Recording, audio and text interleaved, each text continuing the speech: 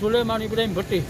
શું દાદા તમને શું અહીંયા શું વાહન લઈને આવ્યા હતા, શું તકલીફ પડે છે? હું ખટાડો લઈને જુનાગઢ ફાટકથી આમ નીકળ્યો, ત્યાં અહીંયા પુલ બને છે, રોડનું કામ આલે છે ને હું 4 કલાકથી મારી ગાડી અહીંયા ખૂંચેલી પડી. હું ભાઈ સાહેબ બાપા કરી હાથ જોડીને કહું છું, કોઈ મારું કીધું માનતું નથી ને મને 10,000 રૂપિયા જીસીબીના ભાડાના ટ્રેનવાળાએ મને કીધા.